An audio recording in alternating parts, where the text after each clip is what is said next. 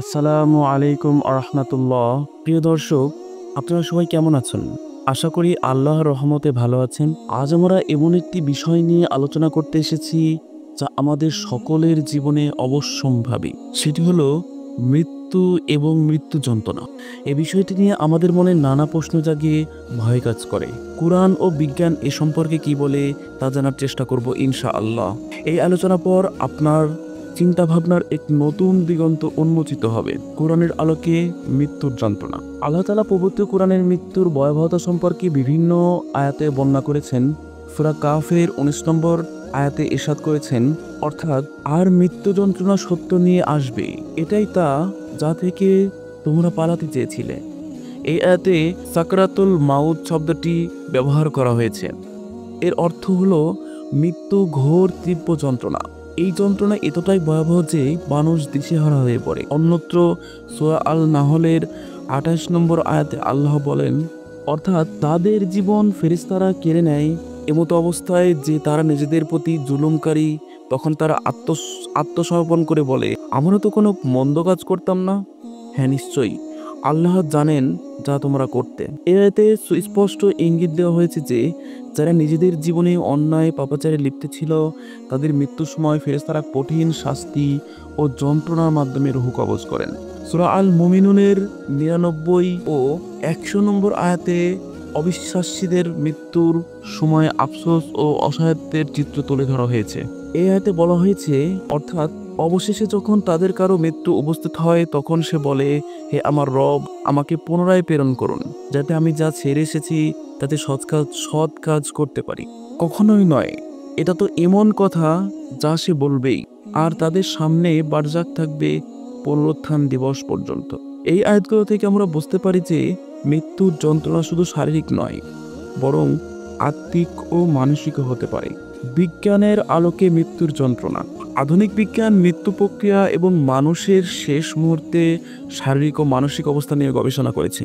যদিও বিজ্ঞান সম্পূর্ণরূপে মৃত্যুর আধ্যাত্মিক দিকটি ব্যাখ্যা করতে পারে না, তবে কিছু বৈজ্ঞানিক পর্যবেক্ষণ কোরআনের বর্ণনার সাথে সামঞ্জস্যপূর্ণ। বিজ্ঞান বলে, যখন মানুষের মৃত্যু নিকটবর্তী হয় তখন তার শরীরে বিভিন্ন অঙ্গ প্রত্যঙ্গ ধীরে ধীরে কার্যকারিতা হারাতে শুরু করে। মস্তিষ্কের কার্যকারিতা কমে যায়, হৃদস্পন্দন দুর্বল হয়ে আসে এবং শ্বাস প্রশ্বাস অনিয়মিত হয়ে পড়ে। এই সময় শরীরে তীব্র ব্যথা, অস্বস্তি অনুভূত হতে পারে।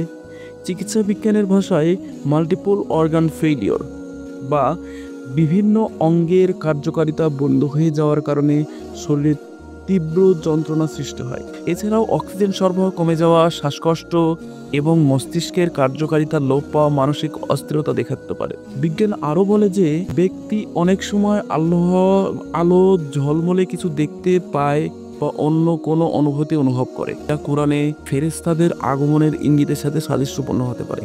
তবে এই বিষয়ে বিজ্ঞান এখনো সুনির্দিষ্ট সিদ্ধান্ত পৌঁছাতে পারেনি। মৃত্যুর যন্ত্রণা ঈমানদার বান্দার জন্য কেমন হবে? তবে ঈমানদার বান্দার জন্য মৃত্যু যন্ত্রণা কাফির ও পাপীদের মতো ভয়াবহ নাও হতে পারে। হাদিসে এসেছে, ঈমানদার ব্যক্তি রূহ সহজে বের করে নেওয়া হয়, তাদের কাছে রহমতের ফেরেশতারা আসেন এবং জান্নাতের সুসংবাদ দেন। তিরমিজি শরীফে একটি হাদিসে রাসূল সাল্লাল্লাহু আলাইহি ওয়াসাল্লাম বলেছেন, ঈমানদার বান্দার রূহ যখন বের হয় তখন তা এমনভাবে বের হয় যেমন পাত্রের মুখ থেকে পানির ফোঁটা বের হয়। তিরমিজি 1084। অন্যত্র বলা হয়েছে, ঈমানদারের জন্য মৃত্যু হলো দুনিয়ার কষ্ট পেরেশানি থেকে মুক্তি এবং আল্লাহর সান্নিধ্যে যাওয়ার একটি মাধ্যম। তাহলে আমাদের করণীয় কি?